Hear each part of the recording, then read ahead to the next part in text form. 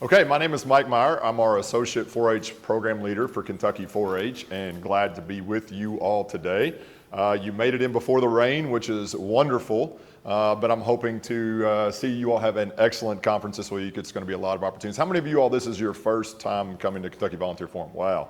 I wish our camera could see that because it is the majority of the room. It is a wonderful, wonderful event. You all have plenty of opportunities to interact with each other. I hope you ask questions. I hope you get involved and engaged in a lot of different ways. And it's going to be wonderful to spend time with several of you all throughout the weekend and just get your thoughts and ideas on what you do. So this first part of the accreditation program, we're just going to talk a little bit behind the scenes about Kentucky 4-H. I'm going to give you all some information and give you a lot of opportunities also to just kind of ask some questions, just interact if you would like, but just tell you a little bit about what our base is and our core of what we do and what our focus is for 4-H in Kentucky. Just a little bit of background on myself before I get to this young lady on here. I was a 4-H agent in Harrison County for 10 years. I grew up in 4-H there. And right before that, I was a 4-H agent in Franklin County for 3 years. The last about year, I've been in this Associate 4-H Program Leader role. And then right before that, I was an administrator as an Area Extension Director for about 2 years when we transitioned. So been a little bit all over the place with Extension, but it's been my home. It's been what I've done since I was a young kid. And it's just wonderful to see the opportunities that are available for kids to progress, for you all to become volunteers and the things that Extension offers. It's what makes us different than other educational opportunities. So real quick, I wanted to kind of just show you all a couple of quotes. This past fall, I had the opportunity to, while I was out and about traveling, talk to a lot of our different teens and people that are involved in either state teen council or some of our leadership groups. And I just asked them a couple simple questions, and it's given me some good feedback that I could use in a lot of different areas and quotes on what 4-H meant to them, what they do, and what it matters. What has created their spark for them. This young lady here, Emmy Lynch from Crittenden County, as some of you all, if you're down that way, you might have seen her or know of her before, but she said, 4-H has allowed me to find my true happiness, passion, and talents. I have expanded my knowledge and made connections I never knew that I could. And a lot of the times what we do in 4-H, some of you might have heard either Extension, it's one of the best kept secrets that we have in Kentucky, and we're trying to really make it a point to make sure that we're highlighting the stories that you all have helped create. Make sure that we're highlighting and putting these kids on a platform, the successes that they've had, the opportunities that they have, and what 4-H has done to them to kind of change their life. Give you another example, Morgan Thompson, Washington County. 4-H allows you to be who you are, stepping out of your comfort zone, and have the opportunity to evolve and illuminate. I want to give you all just a couple of numbers from our annual report. Has anybody seen our annual report so far this year? They should be at your Extension office. But each year we take our outreach numbers for Kentucky 4-H. So our agents turn in a lot of their evaluation items and their numbers and their outreach in beginning of August. We'll compile those figures together, and it's a lot of what we'll use throughout the next year, whether it's working on grants or whether we're doing outreach throughout the other parts of the university, campus leadership, or in other areas. So I just wanted to give you just a couple just key numbers so that you all know if you're communicating with others throughout the state. Total youth enrolled in 2023, 170,431. Did you all realize it was that big? It's crazy because we think of in our own county, and I'm sure who do we have from far west in here? Far west? Yeah. Where are you? Marshall County. Marshall, that's down there. Anybody more west than Marshall? Ballard. Ballard. Some of y'all had a haul coming up this way. What about our east side? Who's coming from Pike County way, some southeast, somewhere down in there? Do we have any from that area? Excellent. Anybody from our northern Kentucky part? Kenton County, yes, perfect. I mean, and so you all notice when we're kind of in our pockets, and one of the things that was most obvious to me and opened my eyes when I came into the Associate Program Leader role was just how diverse Kentucky 4-H is, even to somebody who grew up in it. So even to somebody who was around it as a 4-H'er, as an agent, as an administrator, but getting in this role and getting to travel from west to east to north to central to south, how diverse it is. And sometimes we don't realize the expanse of what you all do. And I do want you to know that our core is that couple different things. Number one, that we have 4-H agent in place and we can stay the best we can to be fully staffed. And right now, I think we're just a small handful of agent positions that are open across the state. We've done a really good job of getting those full. The main part though is you as volunteers that determines our outreach. So when we talk about 170,431, that's not possible with 135, 140 4-H agents. That's not possible with just program assistants. We have to have volunteer support and guidance and involvement to get that type of an impact. So first, I just want to say thank you to you all, because what you do is valuable, and I can't add another zero to your paycheck. We can't expand it in any way. But I just want to say thank you for what you do, because truly it's making a difference. 13,734 youth and adult were registered as volunteers in 2023, and that's a huge number. I mean, if you think about it, that's larger than the population of probably 30% of our counties in Kentucky. It's a big part when you think about it, like when you just put it into size and scale. But that's huge. Without you all, like I said, this number right here is way, way smaller, and it's only going to grow since COVID, and you're going to see in just a few minutes here. Well, we were at our peak at a lot of our involvements and activities and events right before COVID, and then what happens? Just like everything else, everything has to kind of come to a standstill. And just like schools or other organizations, we had some challenges that we had to work through, but I think we did a really good job of managing those, and it led to some outcomes that we've already seen some quick turnaround on. You're going to hear me mention some of our educational focuses in 4-H. Leadership, communication, civic engagement, you're going to hear several times. And I'm going to expand on those just a little bit more here in a few minutes. But just to kind of give you an idea on some of those involvements, 67,923 was our registered involvement in leadership, communication, or civic engagement activities in 4-H, okay? And I'm going to tell you why those are important here in just a few minutes. Talking about one where you want to think of a transition. Right before, a couple years before COVID the year right before COVID, we were starting to peak at record numbers for 4-H camp, our summer camping program, which is our largest outreach program that we have, and just total number of people that are involved is our summer camp program. It's very unique, and what I describe for a lot of people is it's one of the single activities that we do in 4-H that brings together all different types of cultures and backgrounds, and school teacher kids to kids that are lower in poverty, to just everything. It brings everybody together in one place. And it's a very unique opportunity that we offer through 4-H at our 4 campsites. Right when COVID hit, of course, we zero, because we weren't allowed to have camp. Then we had to come back at half capacity, which we filled. And then just 2 years later, this 13,635, this past summer was the largest summer camp attendance we've ever had in Kentucky. And I think that goes a long way to just show you the importance of our camping program. It shows, it's reflected in the results that we have. Our campsites are full, starting in end of May all the way through the beginning of August at all 4 campsites. We're constantly having to rearrange groups, which some of you all, do we have some summer camp volunteers in here? Yes, love it, and thank you all so much. Out of all the roles, this past summer was my first year going as a volunteer for my own kid. So it was definitely a different experience. I got to just put my work hat aside, just take off work and go as a volunteer and to be in the cabin with them, and it was really good. It brought me back to some of my younger times, and I will tell you, just going through that again, thank you all for that. Those of you all that spend your week with summer camp, it's definitely very, very rewarding. But that's our largest summer camp number in Kentucky history, which is pretty neat. I thought that was something to celebrate and to be excited about. So I just wanted to give you a little bit of a scope on the outreach of 4-H. It is far and wide, and it covers everything from livestock and animal science programs to natural resources to health to environmental sciences to you name it, communications and leadership. We have an opportunity for everybody, and that's important. We're going to talk about that. So I want to hear from you all for a second. I'm going to take a break talking for just a second, and I just want to hear from somebody in here. No wrong answers. Why are you a 4-H volunteer? Yeah. There was an opening. There was an opening. That's perfect. And a lot of us, you think, well, I was expecting a big story or something sometimes. A lot of it, that's how it starts, right?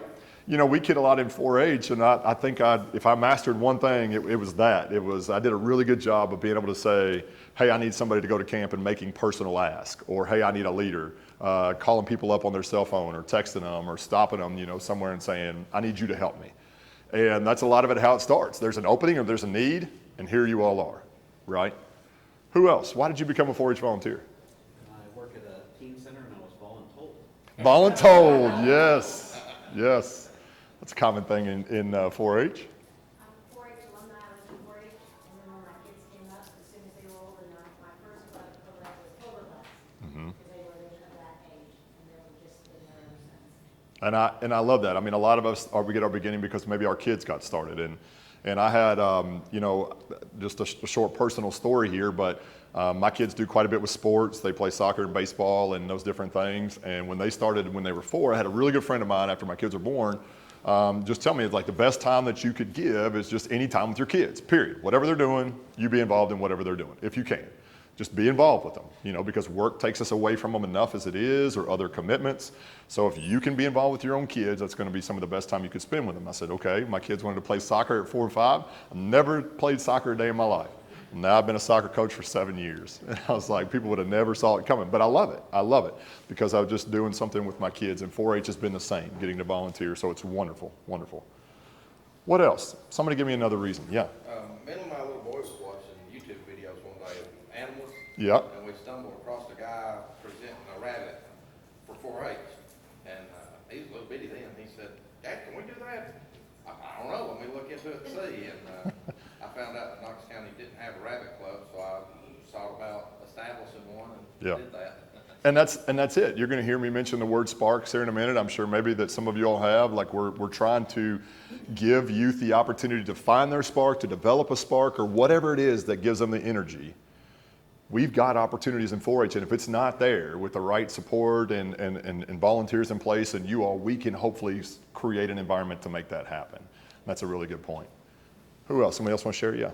I quit my 30-year corporate job to work at the school. I'm the attendance clerk, 1,100 kids, love kids. My kids started high school, so I'm with them. Like you said, being with them is better.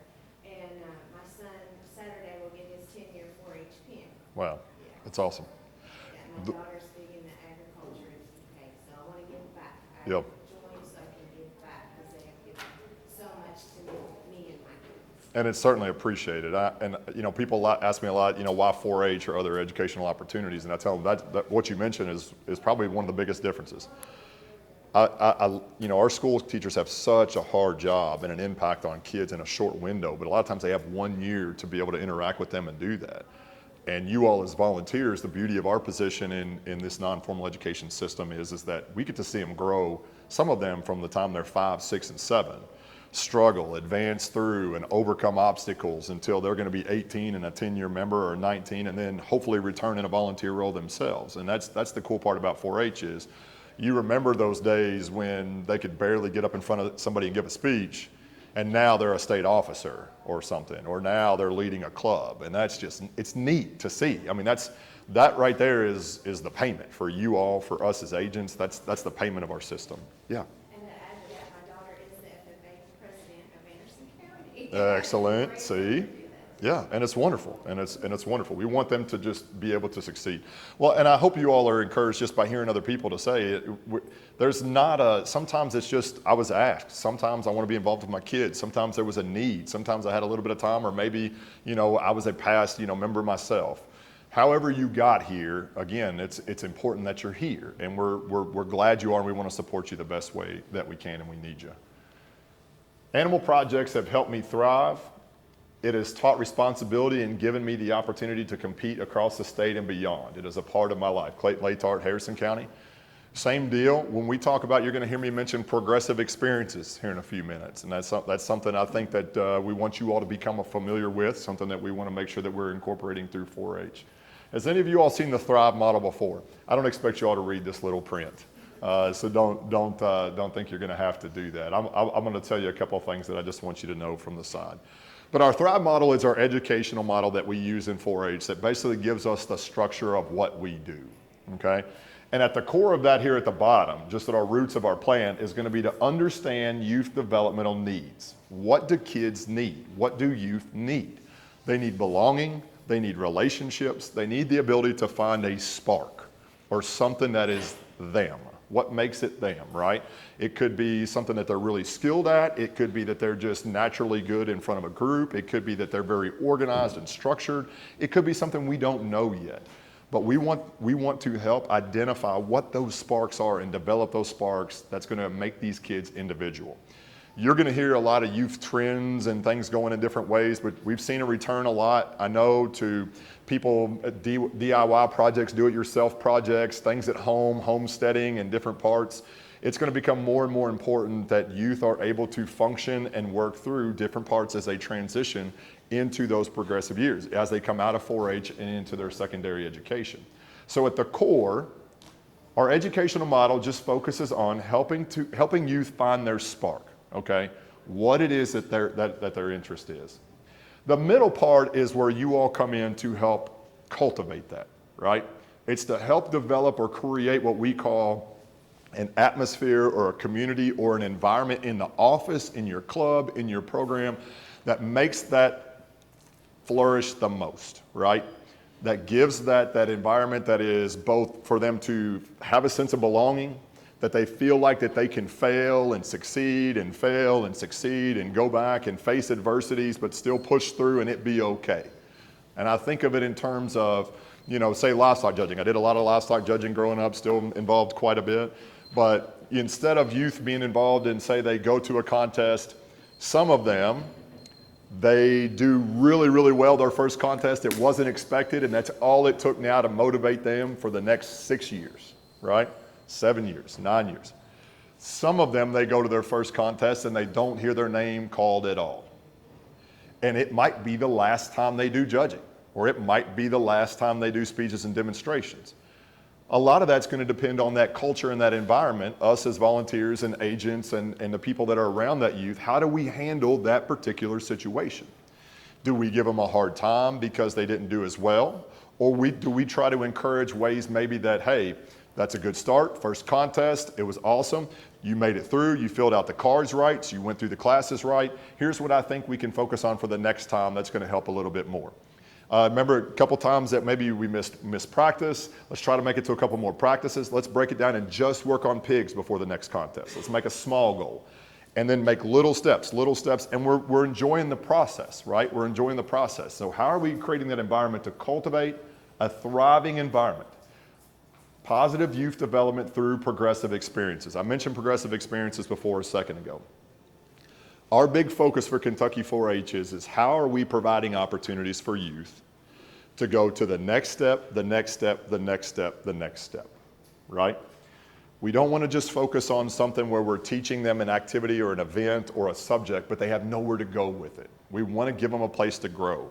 So if they're learning something in, say, Skillathon or livestock judging or, say, speech and demonstrations as a 9-year-old, we want to give them a next step. What is your county winner, what availability to say if they win their classroom contest? Maybe they go to their county contest. If they win the county contest for speeches, maybe they're giving that speech to the school board, or maybe they're presenting it to a civic group during a luncheon or something. We're giving them that next platform to go to a progressive experience. Then we're going to push them to maybe be involved or share that with another group that we have. And then we're going to maybe hope that they give a different type of speech or demonstration the next year, and then work with another group. And eventually when they're older and they're 15, 16, or 17, we're hoping to reap those benefits, so those long-term outcomes of even beyond, that they're more comfortable speakers. And now guess what? They're volunteers, or they're helping 9-year-olds, or they're helping 10-year-olds. And they're helping them be more comfortable. So a big focus in what we're trying to make sure that we are doing in anything that we do in 4-H, do we have a progressive experience in place? So those kids can continue to develop their spark, develop their skill over the lifespan and beyond of when they're in 4-H, okay?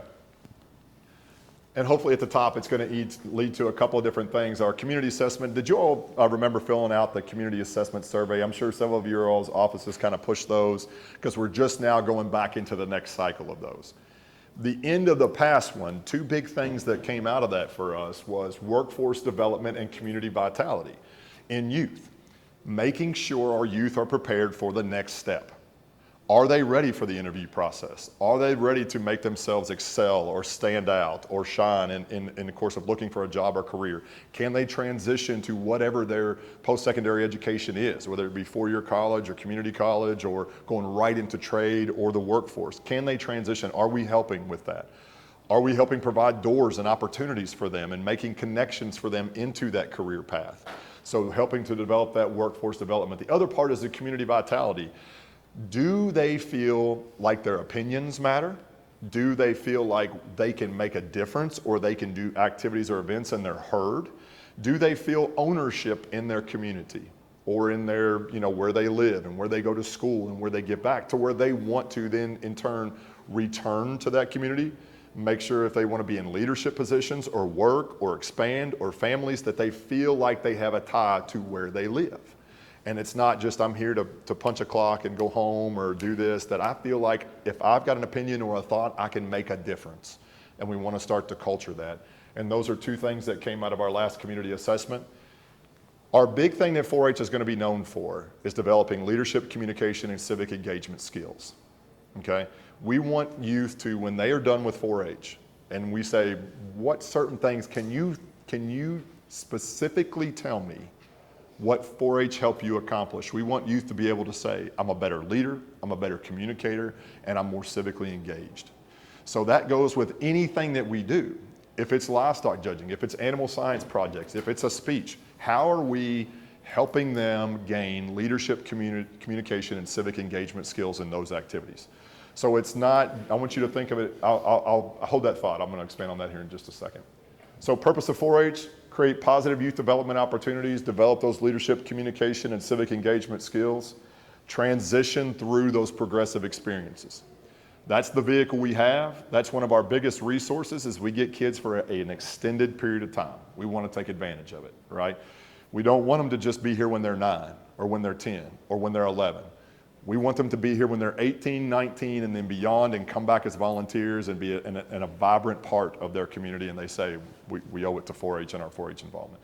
So as you all are working in your clubs and your activities or your projects, what you all are leading in, or anytime you're volunteer, this is something I would love for you to be able to keep in mind. How am I helping to incorporate leadership, communication, civic engagement skills? Can I brainstorm when I'm driving in my car? Can I think of ways that I can have a conversation with my 4-H agent about creating another progressive experience? Is this something where we could highlight these youth or give them another opportunity or put them on another platform to help them transition those skills? Any questions on that so far? I know it's a lot, but sometimes we look at the surface and we say, what is 4-H? It's those 7 core content areas. It's camp, but it's deeper than that, right? I use camp as the biggest example of that. When kids go to camp, what are the things that they are experiencing at camp? What's the obvious things that they experience at camp? Independence is a big one. Yeah. For the first time for a lot of them, they have to put on their own clothes, pick them out. And the funniest thing that I always laugh about is Shannon's from Harrison County, so she knows this family, but I remember my last year as an agent, there was a mom that said, yep, I've got their clothes packed. I got the Monday bag labeled, the Tuesday bag labeled, the Wednesday. And I put up pictures every day, right? I put up pictures on Facebook and stuff every day. And she was like, she texted and she said, so I've seen the Facebook post. And she says, I've already seen Monday, Tuesday, Wednesday portions of outfits. And it's Monday night. And I just laugh because I know, you can do all you can to try to create or try to have, kids be able to just do their thing. But that's the beauty of it. We want them to go through that. We want them to learn how to use a broom. We want them to learn how to be in a bunk with other people and have that experience, and work through some of those communication challenges or struggles in a class, and then be able to conquer that the next day maybe, or do just even a little bit more than they could the day before, right? And that's some of the things, that's our main focus for summer camp. Yes, it has a canoe involved, and a kayak, and a pool, and messy games, and everything else, and backyard, and gaga ball, and all these things. But really underneath, it's those soft skills that we want them to be able to experience and learn and grow from. 2 of our state officers here.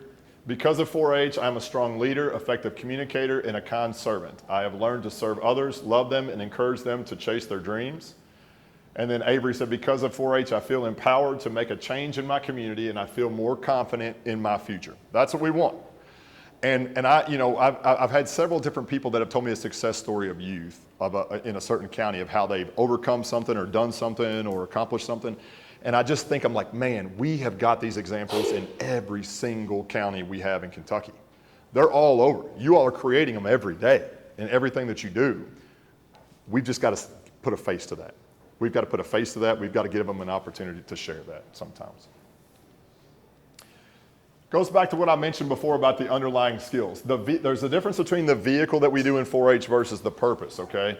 The vehicle is the things that we just think of on what we call our delivery modes. Camp, clubs, projects, activities, day camps. That's the vehicle in which we deliver these skills. This looks different depending on what they do in 4-H. It could be art, it could be photography, it could be foods, it could be textiles, which you know I'm an expert at, Shannon. I am not, by the way, I'm just making that up. We have two of the longest serving volunteers in the state of Kentucky in Harrison County for textiles. And when I was an agent there, I used to there was somebody from probably January till, I don't know, up in April maybe. Every day at the office, there's a youth group there that's working on sewing, knitting, crocheting, quilting, something. Every single day. And those ladies are there every day. So you know what I would do. I would just open up the door and I'd go in there and I'd be like, Harleen, Joyce, what do you need me to teach them today? They'd be like, nothing. I think you'll be fine. We've got it handled. And of course, I'm just kidding because I can't show them a thing. But I'm so appreciative of them. One of them was 60-some years, I think. One of them's 50-some years. It was just amazing, the amount of youth that they've been involved with over the years in those areas. Doesn't matter what it is, those different clubs and projects, that's the vehicle. The skill we're wanting to learn is the purpose, and that's underneath for all of them. That positive youth development, what we talked about, lead, communicate, and being civically engaged, okay? So I want you all to think of it in your realm in here. The skill set is one thing that we want them to start to get some proficiency in those areas, which is wonderful. But we want to always be developing those underlying soft skills, leadership, communication, and civic engagement. So that's the kind of stuff where they might not be able to put their finger on it on why they're better or why they can do things or why they've got more of a growth mindset or able to process a problem, but we're helping them all the way through because of those different things, okay? Also developing those life skills, social skills, decision-making, and growth mindset skill set. They are okay pushing through a struggle. They don't get defeated because they didn't get the result they wanted or not the color ribbon or something like that. That's okay. It's also okay for them to get those different color ribbons, right? It's fine not to have a blue ribbon or a red ribbon, or it's okay to get a white ribbon sometimes. We want to be honest because guess what? Real world is going to be honest, all right? So we want to be honest with them, but we want to cultivate them where they feel comfortable working through that. And then how to get better and go to the next step. That's what we want. That's the skill set that we want to come from, and that's what we want to help them to be comfortable with. Wade Browning, I'm no longer that weird kid in the back. I have friends, and I'm not afraid of the crowd anymore. I talked to this young man before, and he was, one of those that's just super quiet, would have never volunteered to say something in front of a group, and I had the pleasure to, when I was coaching the livestock judging team, our state team this past fall, we all ate our final dinner together there at that North American with the Skeleton team and the Quiz Bowl team and the livestock kids. And to hear him give this quote afterwards, after seeing him and how comfortable he was in a public setting, how comfortable he was at a large dinner setting with people and be able to handle himself and articulate himself and all of these different things. And then to read that and hear him say he did not want anything to do with talking in front of a group as a 9-year-old or a 10-year-old. That's what we want to see, right? That's the transition that we want to see as they go through the different parts of their 4-H career. Focus on those progressive experiences. 4-H Youth Development teaches invaluable life skills and focuses on progressive experience. The learn by doing, that's what we want. We want it to happen over time. Approach utilizes project work experiences that build upon one another over that time period. One last thing here I just wanted to mention at the bottom. 4-H learning experiences are connected in active, progressive learning pathways. Experiences are designed with the end in mind so that each experience builds on the last, okay? We want them to continue to just grow and grow and grow and develop. That's what we want to each one. So it's very articulate and it's very purposeful in what we're doing, okay? And that's why we want steps to be harder, more challenging as they go. We want them to feel that challenge because that's part of what they want is the opportunity for what we call mastery, okay? If they feel like that they've come to a point where there's no more advancement, guess what kids do? We either quit, go find something else, or whatever it is. And we don't want that. We want to continue to have a next step or what's next for their skill set. Now, sometimes it's hard. You say, Mike, have you ever taught in a skill-a-thon room that's got 9, 10, 11-year-olds and 6 seniors? It is tough. What should we be doing with those older kids that have been around it for a while? Putting them in a teaching role, right? Putting them in a very structured teaching role. And sometimes that's a matter of saying, hey, we're working on breeds today, but maybe an older way of looking at it is we're gonna all talk about breeds here as a big group. Can you do that with a bunch of kids that have already done breeds for 4 or 5 years? You got to find a different way to do it, right? Maybe they're the ones breaking off into small groups with 9-year-olds or first timers or whatever it is. That's still a progressive experience. So I don't want you all to think of progressive as saying, oh my gosh, I've got to think of a group to put them in front of, or a trip, or a place. Sometimes a progressive experience is just the next challenge. It's giving them the opportunity for that next challenge. And some of it is right there in the room. It's just a matter of us empowering youth to be able to do that, okay? 4-H has given me a passion and has helped me thrive from foods to livestock to public speaking. Somebody mentioned before about, I just saw it on a video about rabbits, I'm gonna see what I can do. Isn't that the awesome part about 4-H? Is that like if you think it, now I'm not saying our resources, it says if we've got one person that wants to do tie-dye pillowcase club, that's wonderful, but might have to attach it to several different things because we've got to just say, hey, we've got to have a volunteer for it, we've got to have resources. But if you give it a little bit of time and a little bit of thought and a little bit of just structure, the beauty of 4-H is that there's a lot of different endless opportunities for kids to either find or develop a spark, right? Or find or develop an interest. We're very unique in that way. We're not just agriculture. We're not just health. We're not just these different areas. We're all of it together, and that's pretty neat. Wanted to save a little bit of time. If we do, I don't know exactly what I've got. I think we're okay. Yeah, we're actually doing pretty good. I wanted to just give some time, just some open floor from you all. If you had some questions, if you had some things that you would like for me to kind of explain a little bit more on, just maybe even about 4-H in general.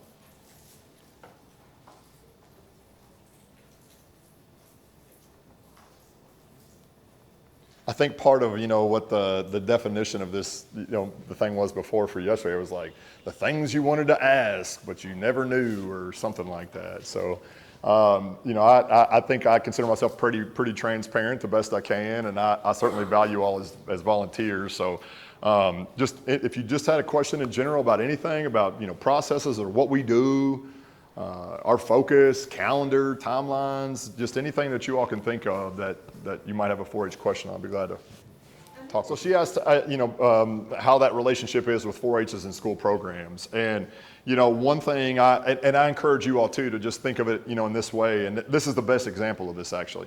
Every county is 100% different. It doesn't matter from budget. The crazy thing that, I noticed when I was an area extension director for Northern Kentucky, because I had Grant County and Pendleton County and Carroll and also, Kenton, Campbell, Boone and that area up there as well. And it was just crazy to me, just the differences in bordering counties, in budget and history and support and resources and the number of schools that they have and different things. And our school relationship is a prime example of that. It looks different from absolutely every county. Some counties we've got in Kentucky where they are so burdened by what their focus is or what they have got to accomplish within a calendar year, that unless you are directly providing something that's going to be supportive of what they're doing at that time, then they usually limit outside involvement. We've got some counties where, especially in our smaller counties, I talk about like Robertson County and Nicholas County even, and some of them that are just our smaller population rural counties. Extension in a lot of those places is sometimes if not the biggest educational resource that community has. And they say, please come every chance you can get. So I don't think that there's a holistic answer to it. It all really depends on county. It depends on sometimes like the setup of the school, the number of schools, the environment within even each county will change a little bit. But our presence in the school definitely wants to be felt. But what we talk to agents we want them to feel like a youth development, a professional educator. And so no matter what their involvement is with the schools, we want them to go in and present something that's going to lead to that next step, that what's next, that progressive experience. And that we want to make sure that that's our focus. So if we're going into the classroom, because some of you all, I use this as an example as well. Robertson County has one school, right? Robertson County has one school, K through 12, all one building. So it is very possible, and usually most of the time likely, that our 4-H agents in Robertson County sometimes can reach every class, 100% of the youth population, in a period of time by going to 12 or 13 classrooms. Does anybody know the number of classrooms for 4th grade that are in, say, a Kenton County or a Boone County or a Campbell? Or it's crazy. So there's no way that they can reach the full population of 4th graders, because if you think about it, then our agents, that's all they would do, is just teach a lesson in a classroom. And so we really try to encourage them to step back and look at the scope that's in their county and say, what are your resources? What are your purpose? Is this leading to a progressive experience? But how can we market 4-H and make sure that we have a presence in the schools?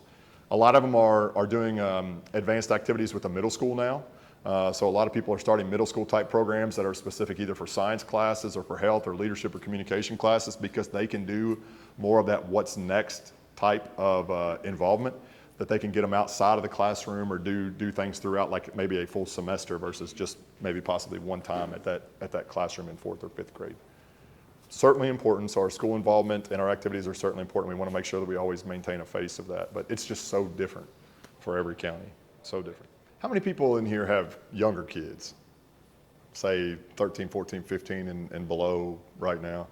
Something that we've noticed, so I've got 4, and something that we've noticed a lot in either classrooms or different settings, but especially like middle school right now or even high school, youth, because of the way that we use technology now and the way that we use a lot of either things by phone or not face-to-face communication styles. If you ever watch, and especially I saw this in the first round of interviews, I always say, I think I've probably interviewed 200 and some odd phone interviews / screening interviews just in the time since COVID, and hired about 96 different positions, I think, when it came to like Northern Kentucky, my AED stuff, plus now. And some of the biggest things I noticed were just the differences in people's ability to either answer questions or interact in a pressure situation. And I think that's becoming tougher and tougher as we go to like different technology types. Now I don't want to sound like I'm aging myself or an old, whatever. It seems like all of us get to the point of back in my day, I think all of us do. Even those kids will. But it is definitely evident how important it is. And I think, when we see our 4-H kids, how much more comfortable they are at just having a normal face-to-face conversation. And even the ones that, like what you mentioned, are, maybe we have someone they're just getting started where they would not do it. But it is progression, what we talked about. Just saying a couple of words in a meeting, just getting familiar and we talked about building that relationship, the importance of belonging and having a relationship with a trusting adult like you all. Then they'll open up, and then they'll want to lead a segment, and then they'll be fine talking to somebody else. And then guess what? They might step into entrepreneurship of a rabbit club, and they're going to do something where they're selling or developing their own business. That's the progressive experience part.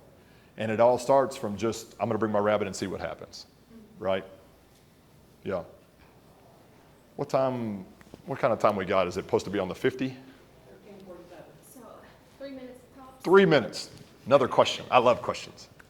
Anything else that you all, just observations or things that you would like to just know? Yeah. Faced every year. Yeah. And you all that are around, that are working with our military families, that's always in the cards where you're going to have just population turnover, period. Some of the others that I talked about, Franklin County was unique. Just to give you some different examples, when I worked in Franklin County, of course, it's split by the river. So you've got pretty much the east side and the west side of Franklin County, and you've got school systems on both. Our office was on the east side. So anything that I did extension-wise, I got really good turnout from the east side. But if I wanted anybody to participate from the other side of the county, from the other high school or middle school, I had to go to them. And it was just something where I noticed that I had to have my meetings later. I had to do them at, say, like 5:30 or 6 o'clock over there, maybe do something right after school here, versus what I talk about, one of the biggest benefits that I had in Harrison County, and it was what I remember as a kid, was my very first involvement was riding the bus from the elementary school to the extension office. We'd get off the bus, and it was mostly just because we wanted to hang out with our friends. And it was a tractor driving class that we did with a couple of the leaders there. We'd go in, we'd buy a Pepsi out of the Pepsi machine, We'd go in and do our meeting, and that's what I remember. Like, that's my first 4-H involvement. Well, then as an agent, I realized Harrison County was unique because every single one of our elementary schools, middle school, high school, and private school, the bus will come to the extension office. So every single one of them, you could have meetings right after school at 3:30 because every single school has a bus that'll bring kids. And so it didn't matter where they were at, north side, east, west, south. It didn't matter. They could come to us, and it just changed the culture of involvement just in those two counties. So I know you all are all going to have the things that you see as, oh, maybe that's a reason why we only have people from this school or that school, or maybe it's, I'm having a turnover in clubs. Either way, but I want you all to embrace that though, because I guarantee you all have advantages that other counties don't. And each county is so different, and they've got the things that they struggle with. It might be overall tax budget. It might be just, office resources. It might be something else. But each one of them are so unique, and I don't want you to ever, forget that just embrace what you got and embrace your situation in your county. And those kids need our help, as much as the next county over. Any last second questions? I appreciate you all. Hopefully it's been a little bit informative for you, and I hope you'll continue to stay involved. Thank you for what you do again as volunteers. If you ever have questions, please flag me down. If you've got something you want to discuss, you can work through your 4-H agent. I'd be glad to have a conversation with you sometime. Thank you all.